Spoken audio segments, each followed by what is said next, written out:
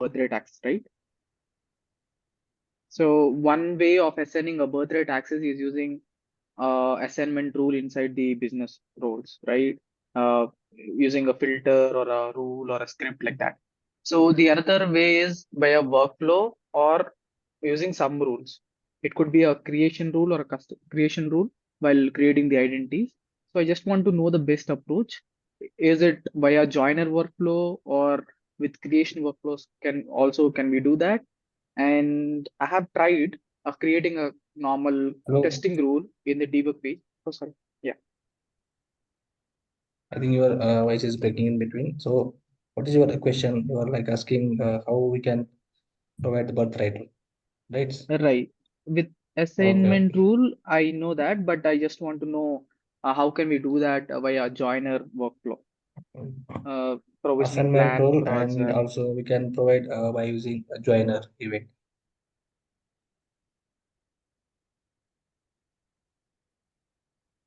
Yeah, in the joiner workflow itself, how can we do achieve that? Can we just put a one generic step, write a code inside that, or do we have multiple generic steps and do we have to In use the joiner, sub process? in joiner event, if the Uh-huh. application is connected application, then we can write that their provisioning plan end to end. And if those are disconnected applications, then we can pass it to the workflow or LCM workflow so that it will create a work item or request. Right. And by using business rule, we can do that by using assignment rule also. Yeah, yes, Praveen. I have achieved that using assignment rule. I just want to understand more on this workflow. So yeah, we write a what LC lifecycle event and we assign a business process. Let's say it's a custom joiner workflow. In that workflow, can we discuss more on For that? Like for yes, for get joiner in deep. in joiner Mhm. workflow, if applications are directly like connected application and they are directly getting provision, then we can write our provisioning plan, custom provisioning plan.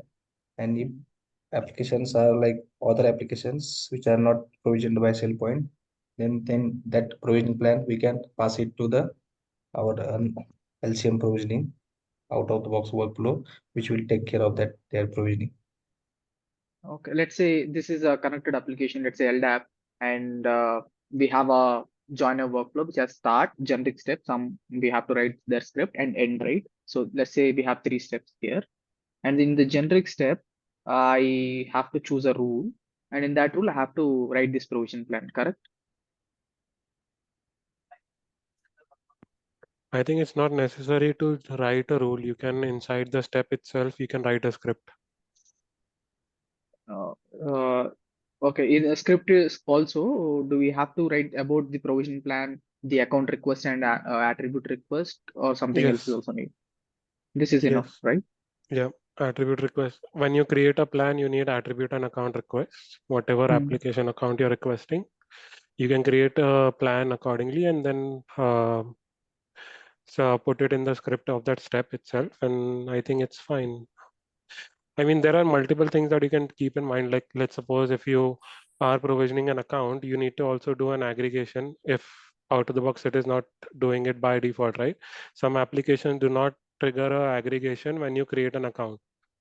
So usually you can trigger so like let's say if you're in a joiner process, you're creating an account, and after that there are some details that usually are create or you need to aggregate from the target system. Once you create it like a unique ID or something, you can also do some aggregations, identity refresh as a part of that workflow. So it depends on the requirement. Okay.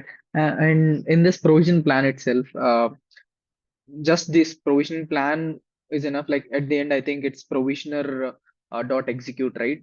Till that step, is it enough or something else is also Yeah, so required? what you do is you build a plan, you Hmm. compile it, and then you execute it using the provisioner. So I think you're on the correct path. So Okay. I'll try that. And yeah, if I yeah, have any questions, I'll reach out in the group. yeah. Thanks for sharing this knowledge. Thank you.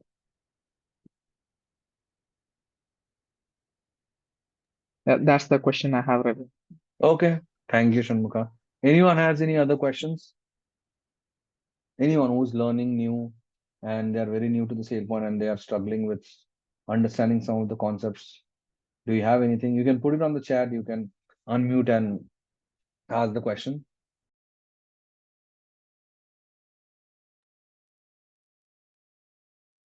Hi, this is Reshma. Yeah, please tell me. Yes, so actually, I need to, like, right now I'm doing my master's. So I just want to enter the cloud technologies, like anything like Azure, Okta, or SailPoint. Like, I have no idea, like, what are the technologies or what are the tools required for entry level job. Can you just guide me, anyone? Yeah, I mean, I can do one thing. Do you Like, have my I have number? no idea to put what are the tools in a resume also, like for an entry level job.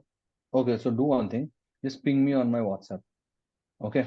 Yeah. This is again Okay. fairly a thing that has been repeated multiple times, but I'll be happy to go over your question tomorrow. Yeah, sure. Okay. I Thank put that you, in the Ravi. chat. Yeah. Okay. Yeah. Thank you. Thank you. Yes. Any other questions from anyone?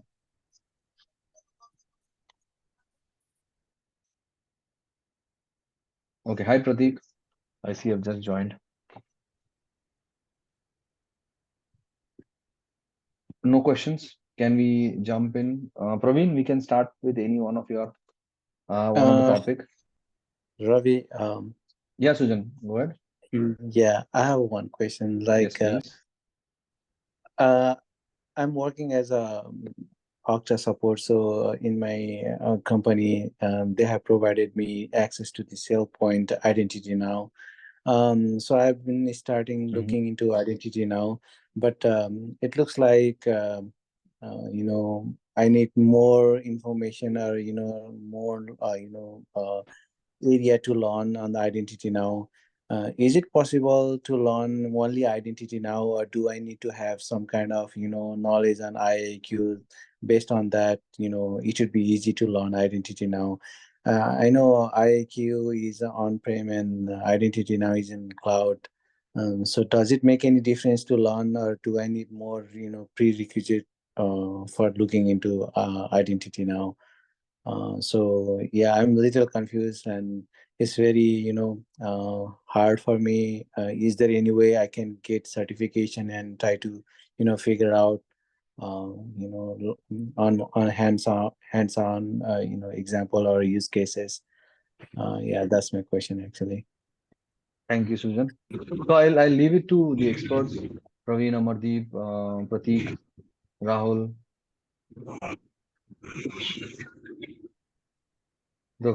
Yeah, go ahead.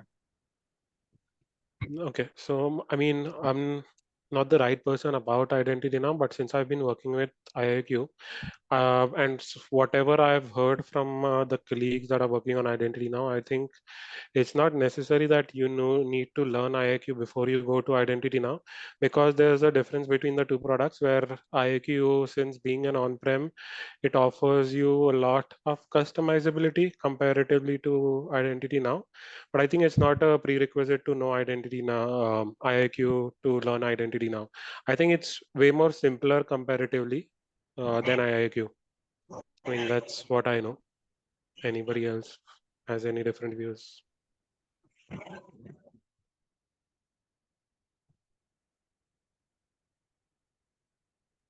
Anyone? Prateek, I see you have worked on both, right? Yeah. Am I audible? Yeah, you're audible now. Okay. So the main difference between IdentityNow and IdentityIQ is its product by the term. Means the former is on cloud-based security platform, and the latter is for on-prem. The main difference between the two is that if you are planning to do both of them simultaneously, means to learn both of them simultaneously, you will get to know that the platform which it is using or the platform it is based on is same. The background or the backend is same. But what you will learn in IdentityNow is about the transform, rule, and also about the virtual appliance, the SaaS, software as service, for which the cloud connector gateway is connecting through the SailPoint IdentityNow, all the software that is being as being provided as a SaaS based.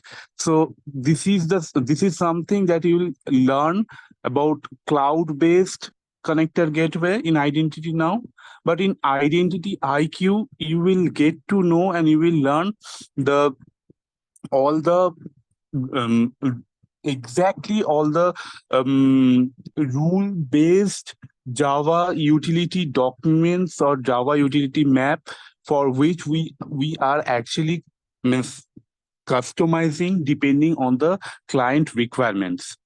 So I would say that if you can learn IdentityIQ, then you would be much more in a much more promising position to learn IdentityNow.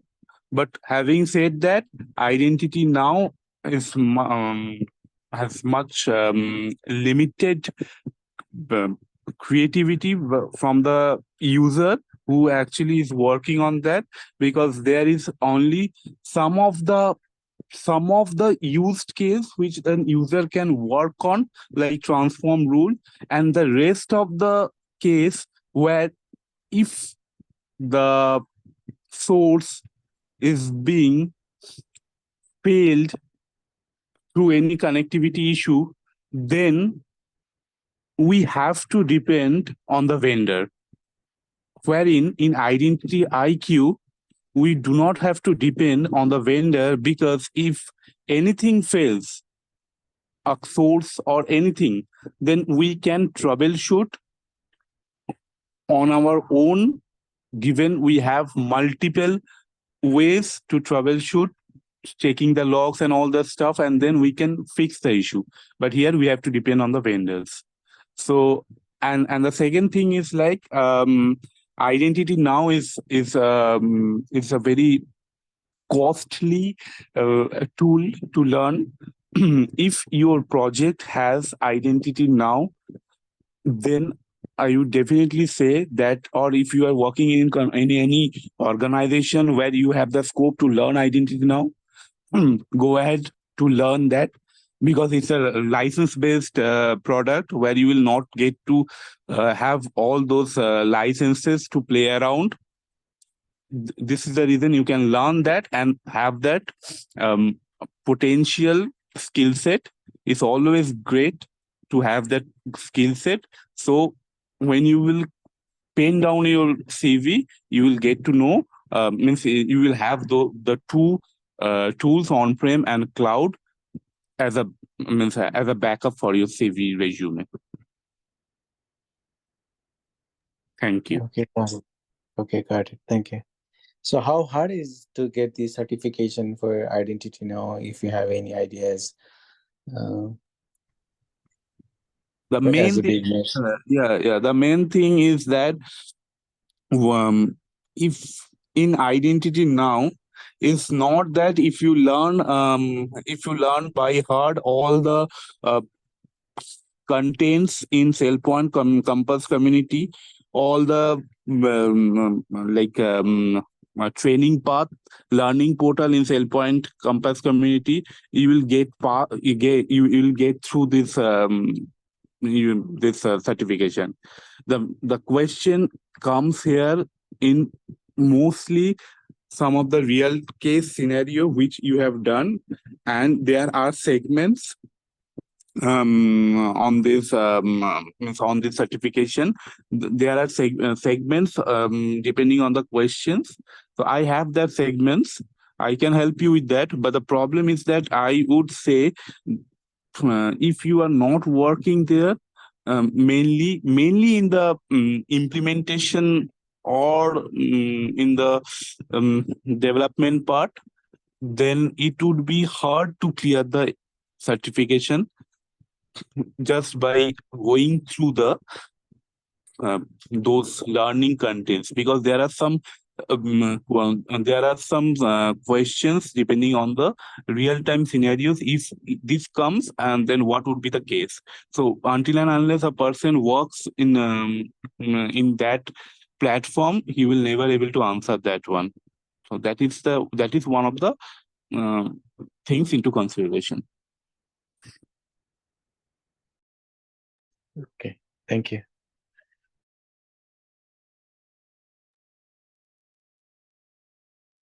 Okay, thank you very much, Prateek and Amardeep. Next question, guys. Okay, I'm looking Hi. for a new role. Yeah, good. I was just reading the question.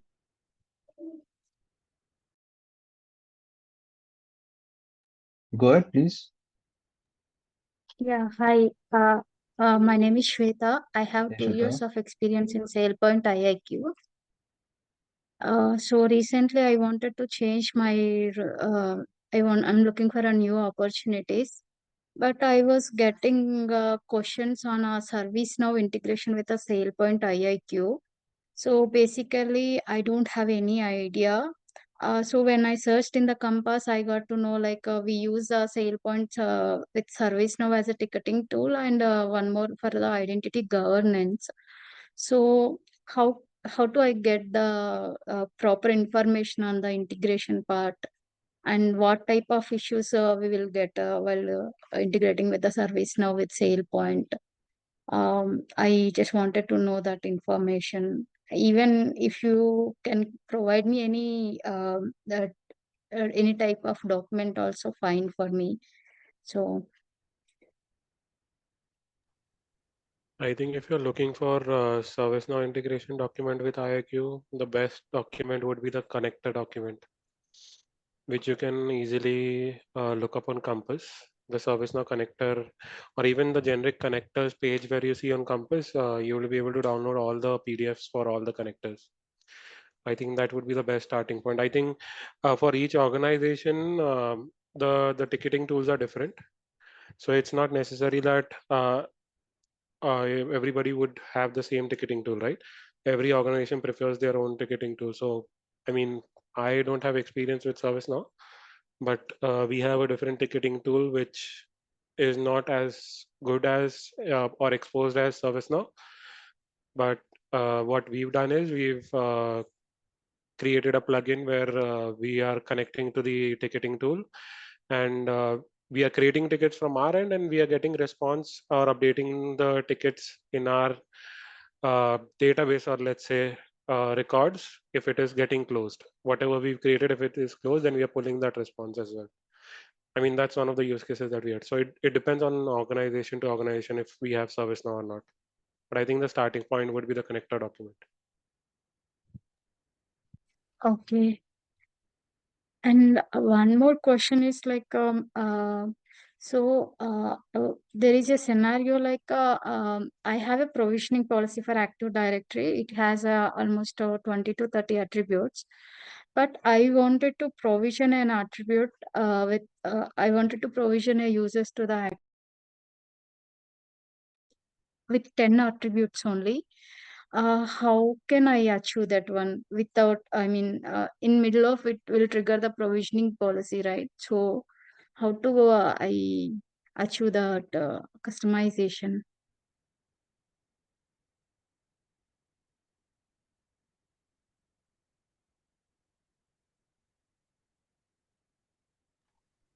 I think I didn't get your question. So basically you're saying that when, let's suppose AD, when you're triggering a creation request, there's some provisioning policy form and there are 20 plus attributes and you want to only use 10 attributes, right? Yeah, I wanted to provision user with only 10 attributes. I don't wanted to pass remaining other attributes.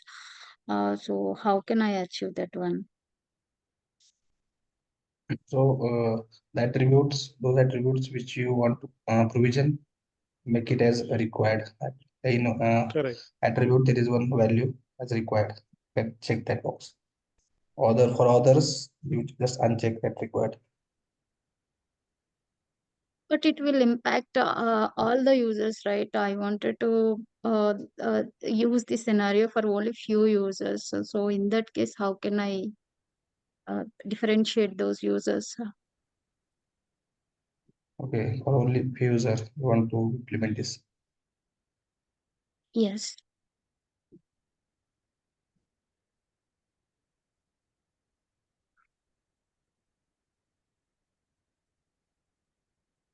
So this can be achieved, but I don't know the exact way.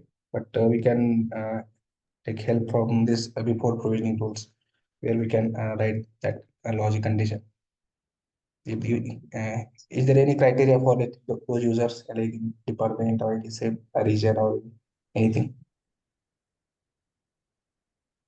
Okay. If we have, Yeah, if we have that thank those you. criteria, then we can write the logic in the before provisioning rules, that if users are from this users matching this criteria, then these are the required attributes. Okay, got it.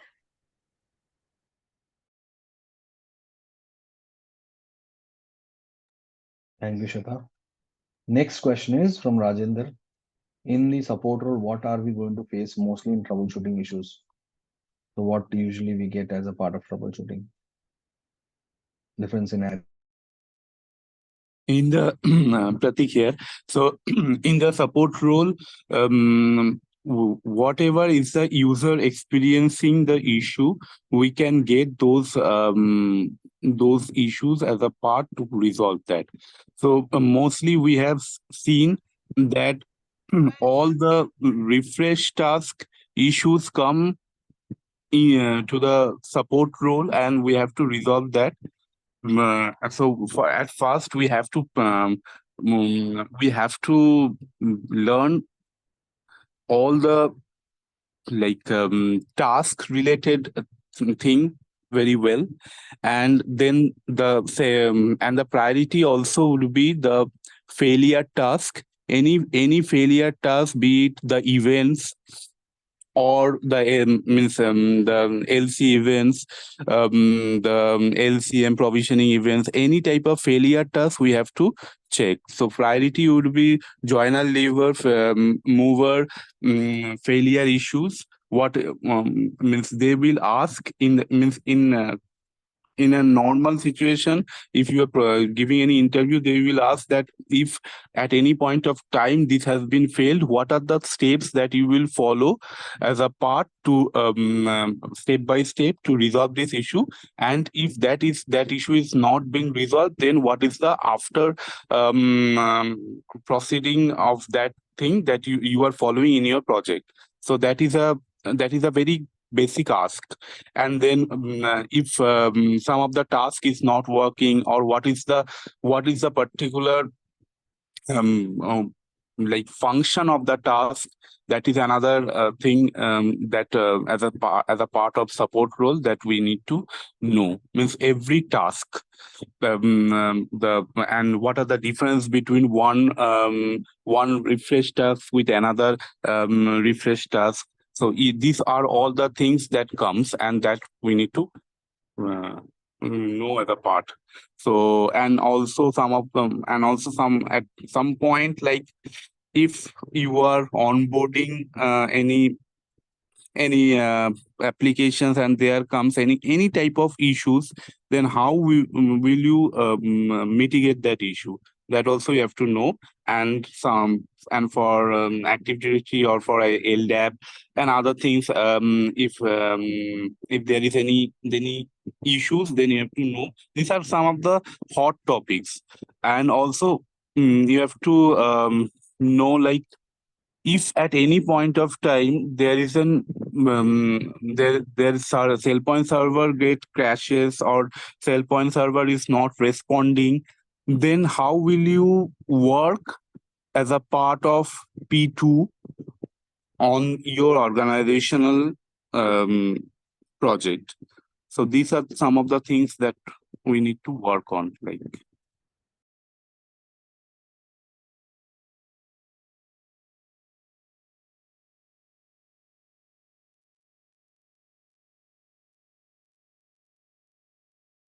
Thanks, Pratik. So anyone else who has any query about the tool, anything else?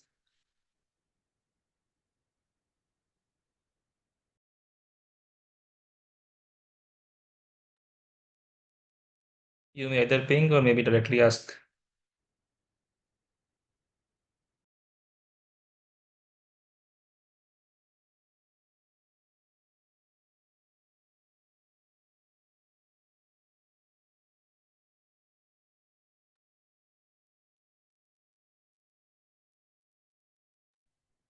Then, How we will yeah, do go the on. migration, like SailPoint migration, one version to another version? So what are the steps we will follow?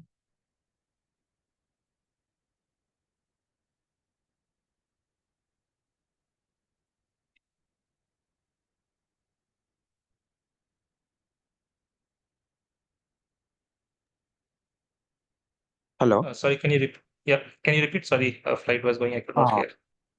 okay. So what is the process of migration from one version to another version?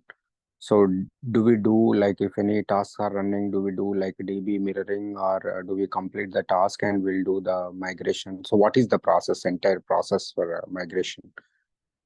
Yeah, so I mean, I think others can also give their, but the main thing is, while migration, we have to ensure. I mean, obviously, if there's any main task, if something is important, we have to ensure it is completed, and then we have to close all the tasks.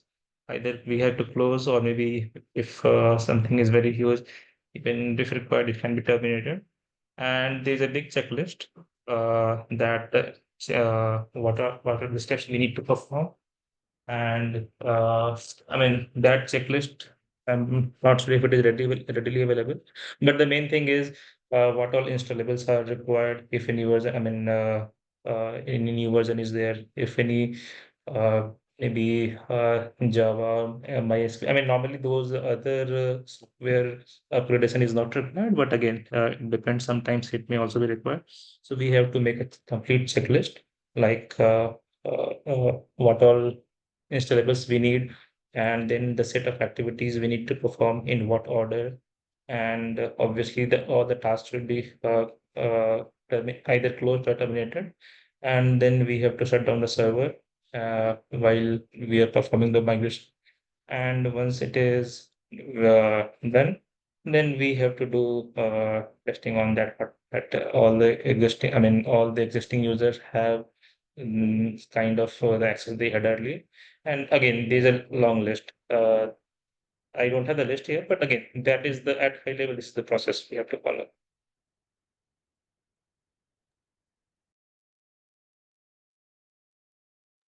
Okay. So does anybody did like in-place migration while tasks are running?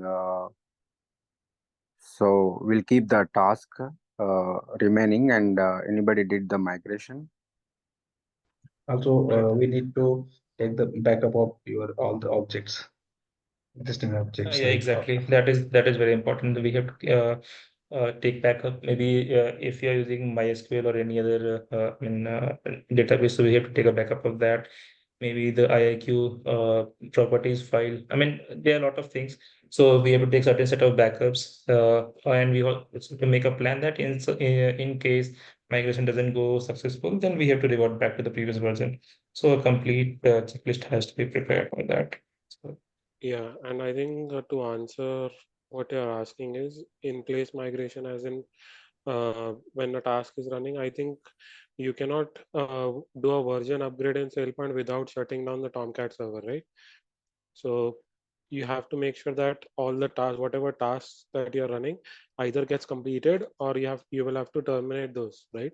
Because once you stop the server, those will all stop.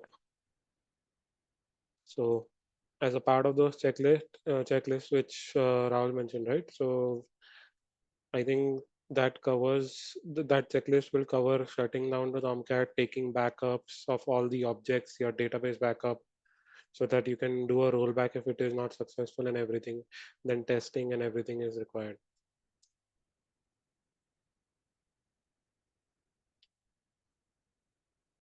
Okay, thank you.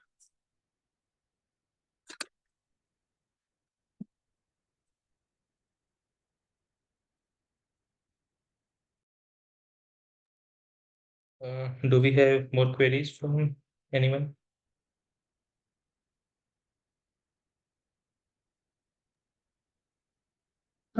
In birthright role, in birthright joiner triggers time. So I have one query like if I wanted to aggregating some users to HRMS to the SailPoint IIQ, at the time I wanted to assign a role and I wanted to trigger a joiner event. So how can we achieve that one? I don't have any assignment rule for that role. I wanted to assign through the joiner workflow only.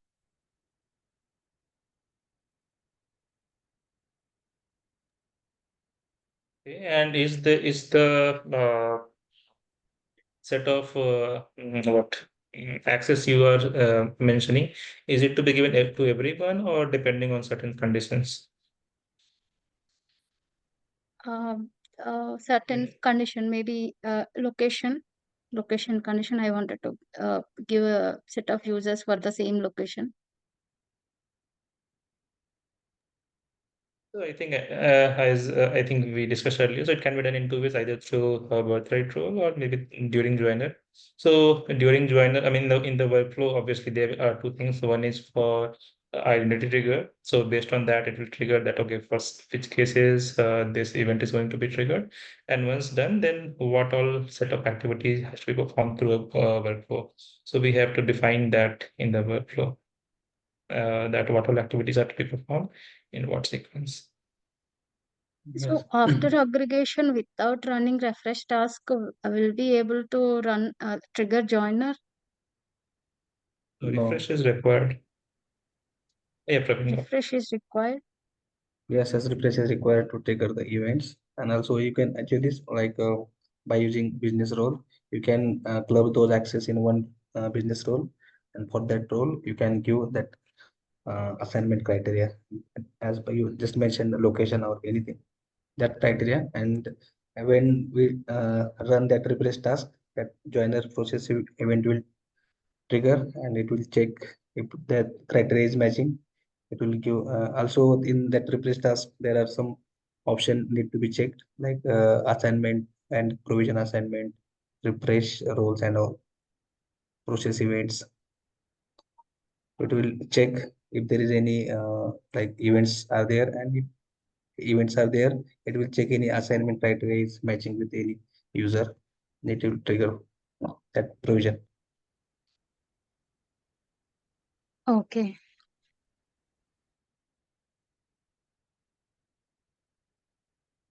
So after aggregation, at the time of refresh task, it will trigger those provisioning.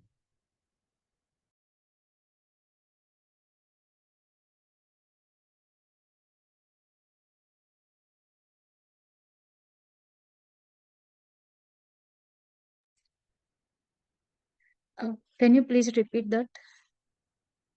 No, first you need to do the aggregation, and after aggregation, users will bring to the first bring users to the SailPoint, and the next task will be the refresh task, where it will check those joiner events, and it will trigger the events. Okay. So refresh task is required to trigger events.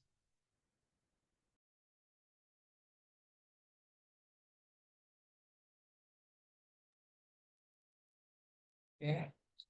I hope that answers.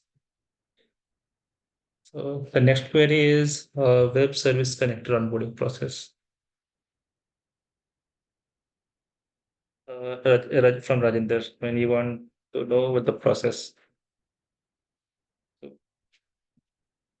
Pratik, can you explain that maybe in brief? I know it is not possible to do the same thing in a couple of minutes.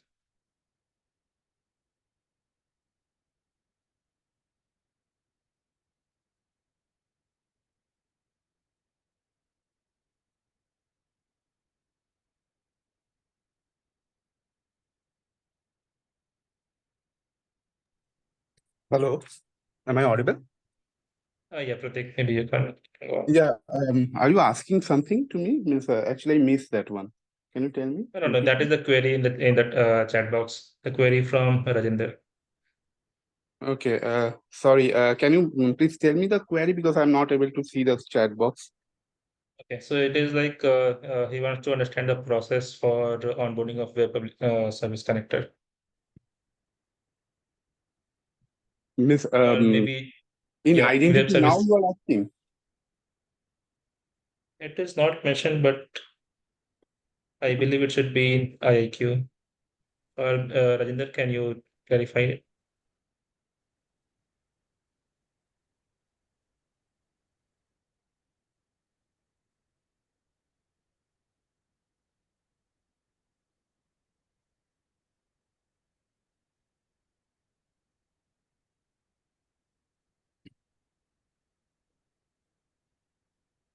Okay, I think there's some network issue, but maybe you can explain for IIQ. Yeah, about miss, can you please repeat the question? I didn't get it actually. Sure. So the query is he wants to understand the onboarding process for a web service based application. For web service. Yeah. Okay. So see, actually, the thing is like at first, all these onboarding of applications are being first conducted through a series of meetings by the clients, developers, technical BA, and functional BAs. So there are a series of meetings depending on that. As per the technical BRD document, the business requirement documents, as per the client requirement, everything would be provided in the template for onboarding of application. So at first we need to check means actually the developer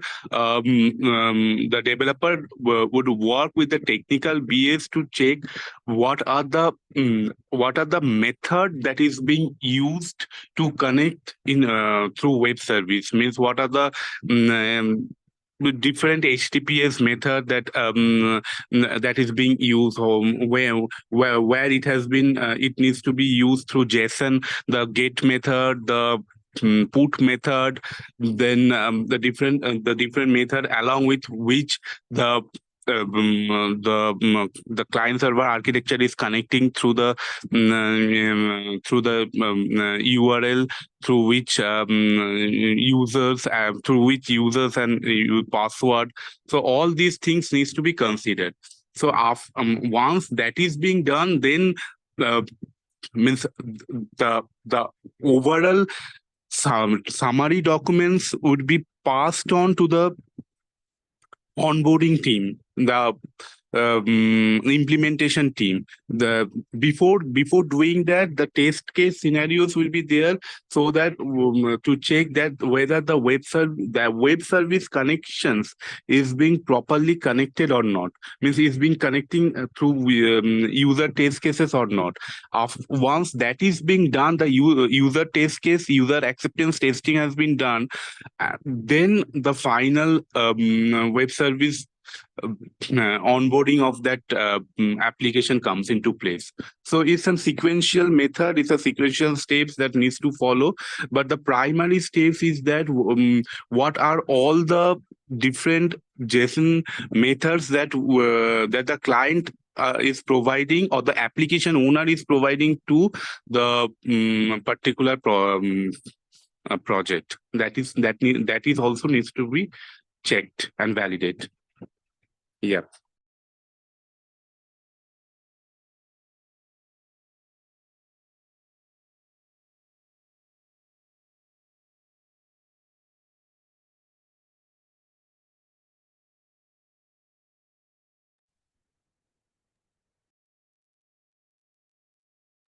Thanks, Pratik. So, So, Rajinder, are you? Yeah, go on. One question. So we will give the URL and context path and whatever port and those things, right?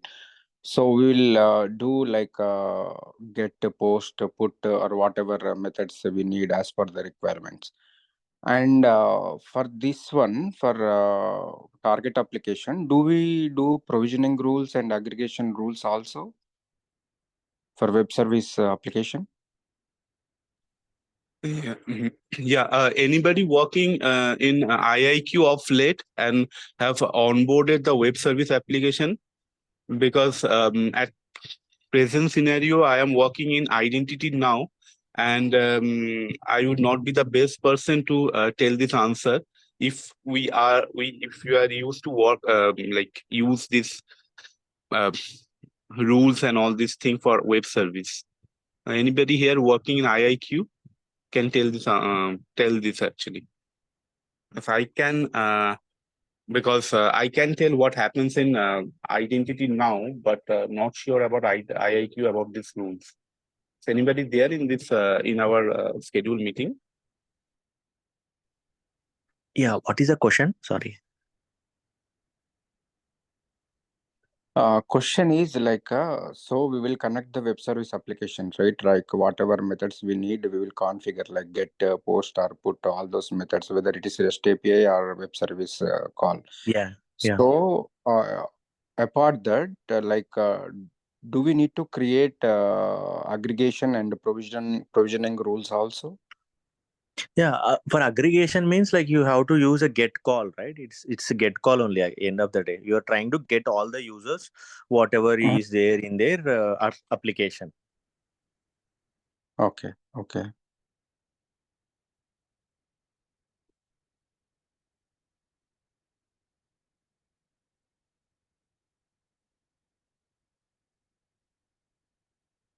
Likewise, like a post call, like post method, and then if you want to update any like usual HTTP methods only you will follow.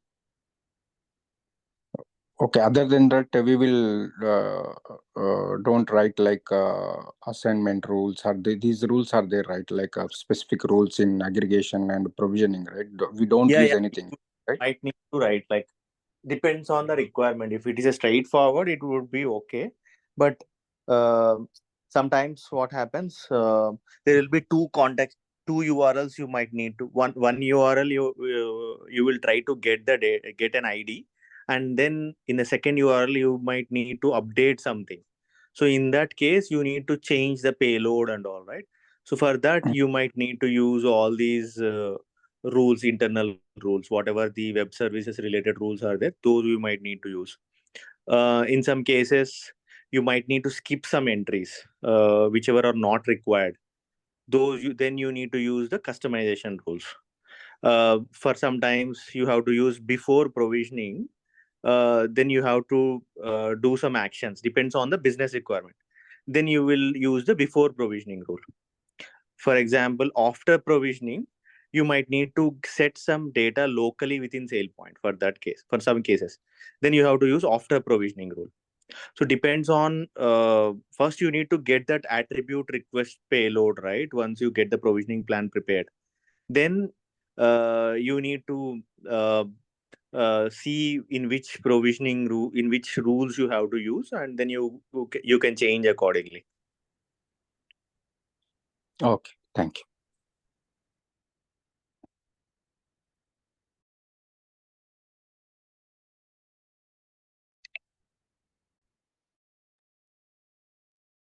Thanks, Vinod. So, does anyone have any more query?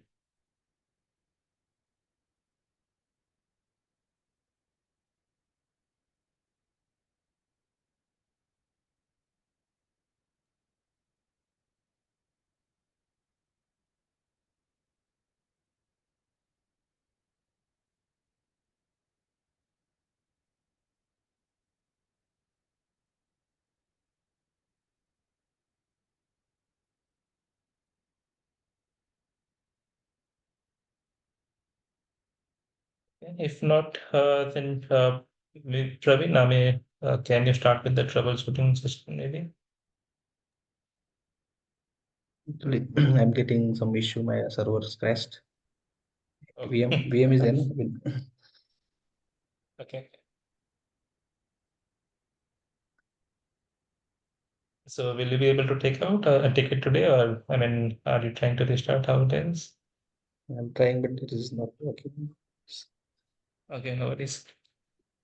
Okay, I see one more query from Madhvi. So in AD, how can we create mailbox creation and exchange fields? Okay, so I think in AD there is in a configuration page, then we need to do that exchange configuration, exchange server. And when we're onboarding AD application, in that configuration page, there are multiple options for domain, forest, and all. So there is one separate option to update the exchange server configuration. If you want to provide do the provisioning of a mailbox, and then we need to configure that as exchange server details.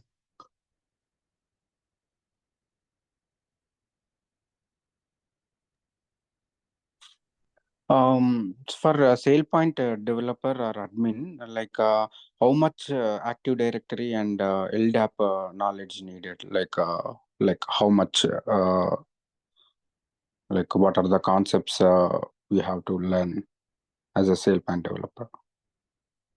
It's not as a SailPoint developer, for all level, like for admin, implementation, and development, for all types of roles, that LDAP and active knowledge is required. It's most important.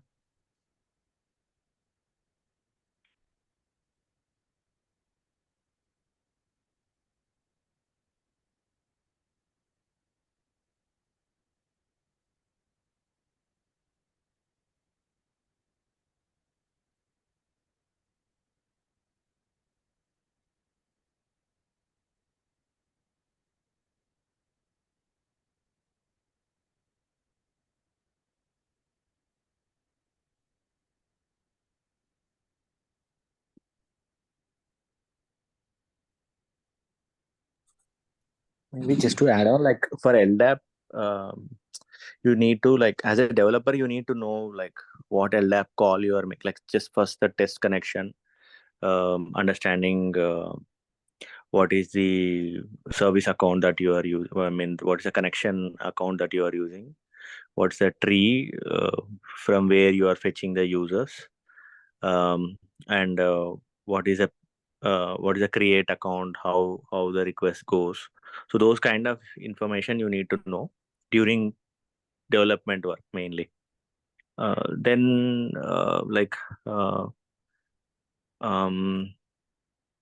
maybe all the transactions you need to see, like you are able to get all the accounts of LDAP, and then again when you are creating, whether you are able to create the account properly, those sort of things. If the LDAP if you have a proper LDAP team, and if you face issues, they should be able to help you. What exactly is error? What is the payload or message that your SailPoint is trying to do? That they should be able to guide you through. If they also don't know, then it is better to know from SailPoint side, from developer side itself, so that you can correctly explain to that LDAP administrator. Same way goes to AD as well. Okay, thank you.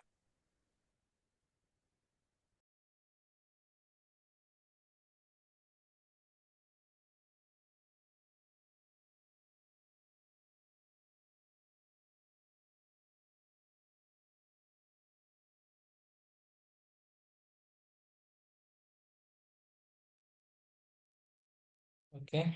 So do we have any other question?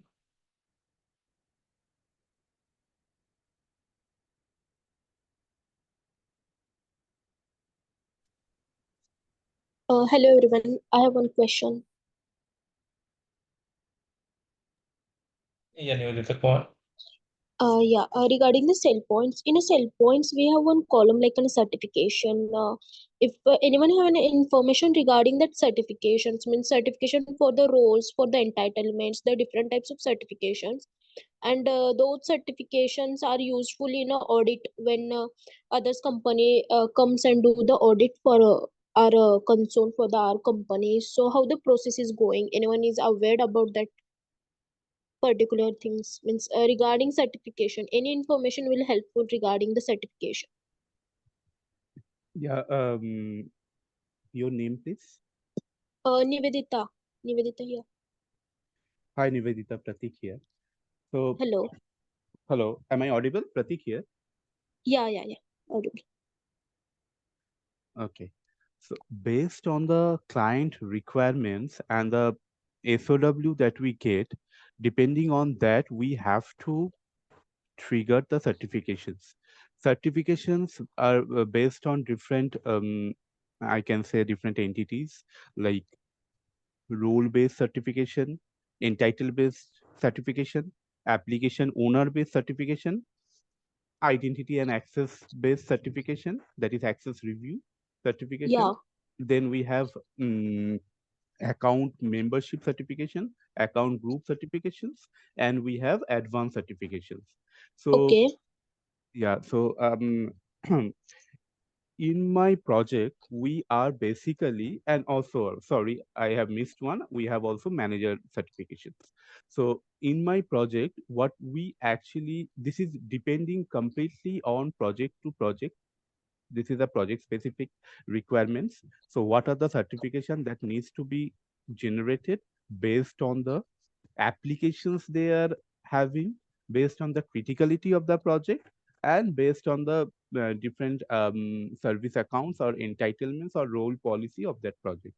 So I can say that as you have told about the audit section, so here I can tell you that the at first the client will provide us with the different certification of different account, be it privilege account, standard account, manual certifications, or sometimes other mode of certifications. So there are certain certifications which needs to be run on monthly, which has high privilege, like for example, for any paid licenses, say for SailPoint IdentityNow, where there is a case of paid licenses where we have to check what are the licenses that we are regaining back on a monthly one. So we have to run that on a monthly certification, or a 90 days interval of time certification, that is the quarterly certification or admin certification, and then standard certification which runs within a period of time of 180 days, and then we have a yearly certification as per the requirement. So once that certifications is being completed, then we have to check what are the revocations. That I would tell the audit part, because as you have told about the audit part, so we Yes. have, yeah, so we have to check what are the revocations that has been done on that particular campaign.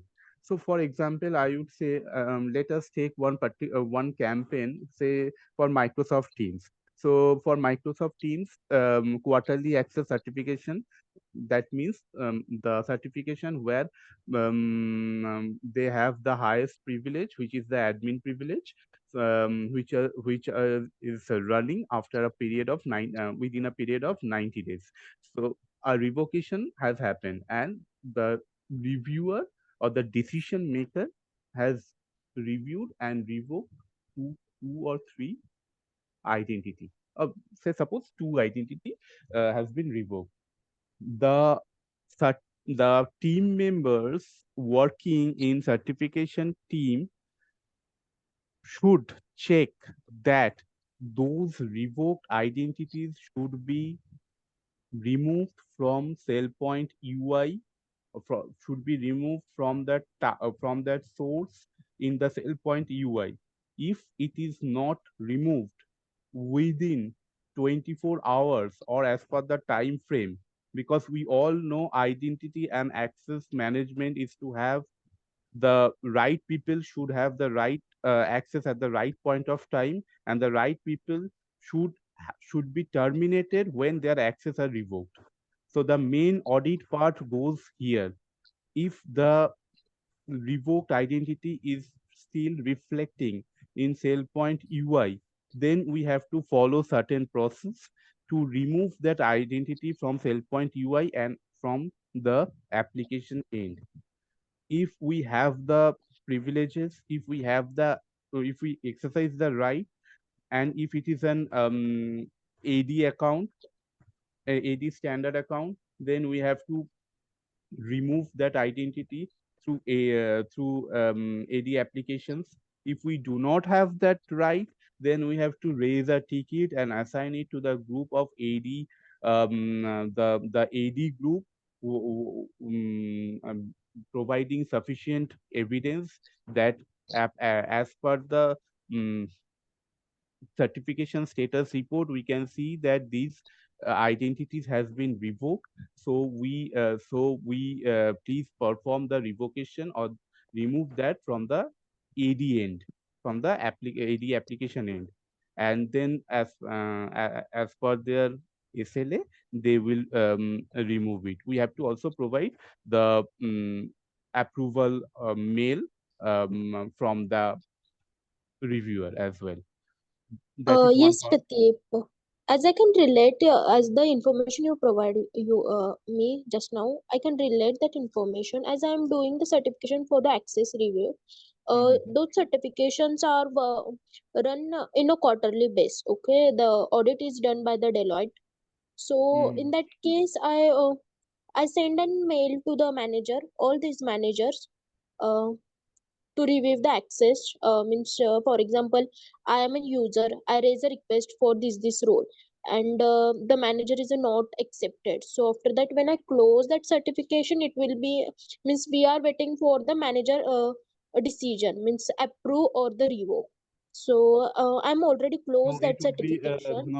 no. Actually, the thing is that it doesn't go like that. You are not the user, right? You are an admin working under certification. You have the admin right. You can generate the campaign, but you do not have the right to complete the campaign. The campaign can only be closed by the manager. If not closed, then it would be escalated to the manager's manager, which we call as manager's escalation. So Yeah. it should be going to the manager's manager that see boss, this review has not been done, and by this person or by this reviewer. Now it is up to you. You are the hierarchy, and you need to take the decision before that time frame of that SLA of starting of the campaign and the due date of the campaign.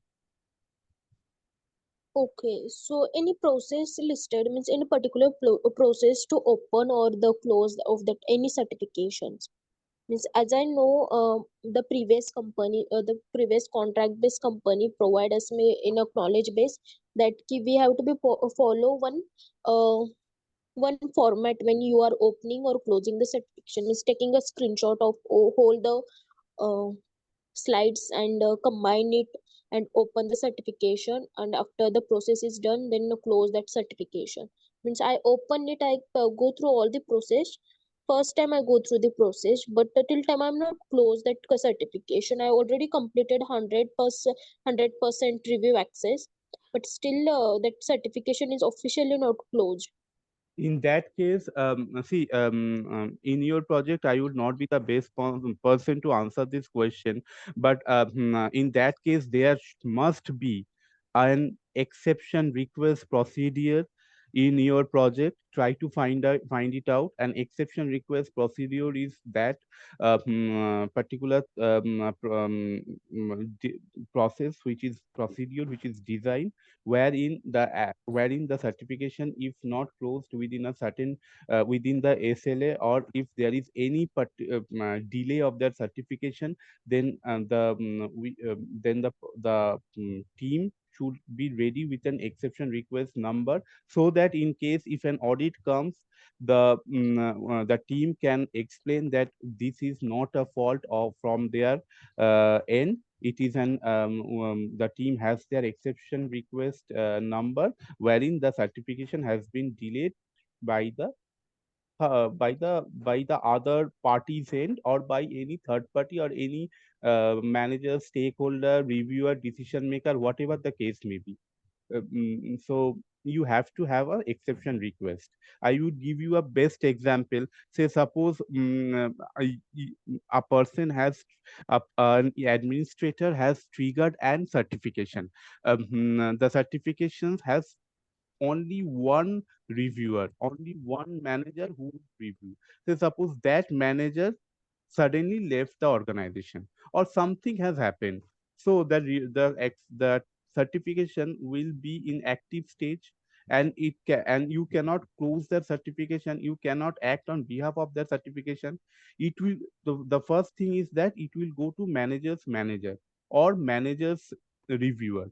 If in that case also the manager's reviewer doesn't review it, then as a part of measure or for the best interest to have a clean sheet in audit, we have to have an exception request, so that whenever the audit comes in the audit team comes in the next quarter, they will definitely ask that why this certification campaign has crossed the SLA or has been delayed for n number of days. Then we can produce the exception request as a part of our own safe site and evidence. Yes. Yeah, Please try to understand. find, please try to find if there is any particular process of exception request procedure in your project. Try to find that one. Yeah, sure. Thank you so much, Pratik. Welcome. Yeah, and one more question is regarding the batch request. Actually, how many batch request means we can perform once upon a time? Means previously when I receive one task, there is an 4,000 users included in Excel file, and for the 4,000 users, I want to be given a particular role access. Okay, so in that case, I initially I started from thousand. I divided that file into a four PDF. So that time I noticed, means some of the seniors noticed that our site is running very slow. So the reason is that they are means they told me that immediately stop doing that batch request. So why it happens, and how many users I can include it once a time? It also actually the it all depends on the task server and the host server that is particularly running on your organization, the SailPoint. You need to know that in your organization, the SailPoint which is running for your project, is it a large footprint or a medium footprint, or what is the hardware footprint that in your project that particular SailPoint is running? Because if it is running on a medium footprint, then then the first thing that you need to check is that whether the task server and the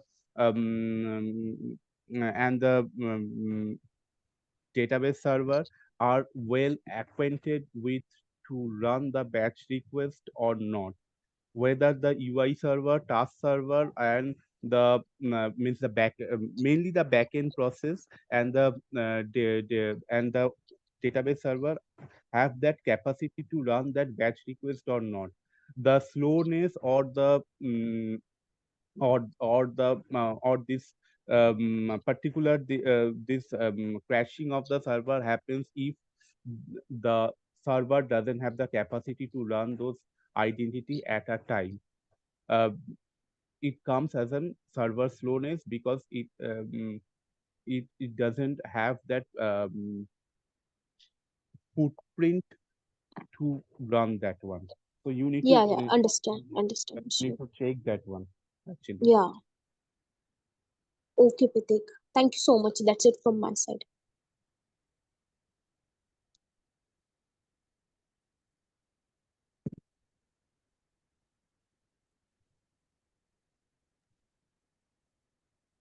Pratik, for explaining in detail. So, does anyone have any query, or should we wind up?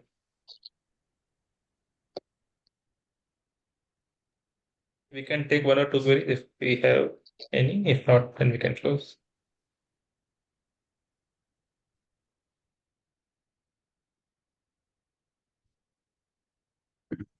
Thank you, Pratik, for your input. Yeah, thank you so much, Pratik. Yeah, you are most welcome. Actually, I'm recently joined that organization, and but there is no one available. Means the previous contractor is already left, so no one is available. Any not any documentation also listed. Actually, That's why whatever, I'm just whatever is there, just try to connect with the vendor stakeholders or senior management team and try to understand what is the background of this hosting of SailPoint. You have to know the background of hosting of the SailPoint. Otherwise, you will not be able to understand that where exactly this issue is being failing. Why this issue is failing? The issue is failing because of something, some background task is failing. For certification, if you are going through this thing of your own, then in the going forward, when in any case of audit, you will definitely face an issue to provide them with the sufficient artifacts or the sufficient evidence artifacts. So until and unless you have a means not only the screenshot, but also the screenshot support with an request ID, in this case an exception ID. yes, yeah, got it. Okay, just one thing like to tell guys about those web service connectivity. So some of the attributes that we should learn. There are many tutorial videos about the HTTP method attributes in our YouTube. You can go ahead and learn that one. So the operation to use a test connectivity, we use that operation HTTP method get. So that is one thing. See, at first this will all means the client will provide you with the scenarios or what is their requirement, but to use that one or to implement the operation, you have to understand the basic HTTP method. So it all depends on how well you are acquainted with the HTTP method and how often you are implementing or you are trying to implement the web service application onboarding. So as I am telling you that the operation which is used to test connectivity between the application and SailPoint, we use the operation HTTP method get. Okay. So the another one that I have already explained, but I would like to explain it once again, that for account aggregation, the operation used to read the user account data from the application is also HTTP method we use is get. So these are the things that you have to know, that what are the HTTP method operation that or what are the HTTP method command that we use for account aggregation, to test a connection, everything. And we have the schema attribute, we have the attribute path in our like in our document, but we need to know what should be the operation that is being considered. The operation that is used to read any groups, means the operation that we use to read anything from the application, we use the operation get method. This thing you need to know. It's a very very well explained in some of the YouTube videos for that HTTP method. So I will also forward one of the HTTP method operations video from YouTube to the main group. You can go through that, but it all depends on that you have to understand the operation and then you have to implement that operation accordingly to your requirement.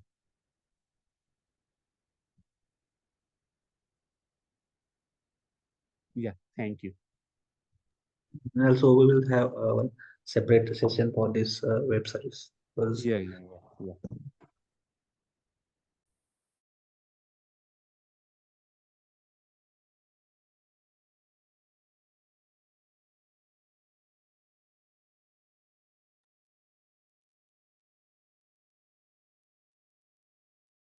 Okay.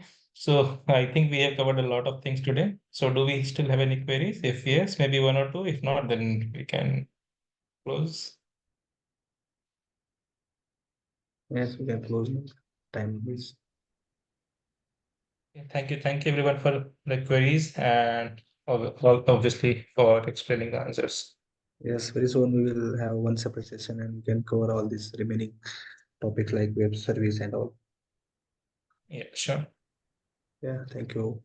Thank you very much, everyone. Again, Rahul, Amardeep, Prateek, Praveen, everyone who has helped.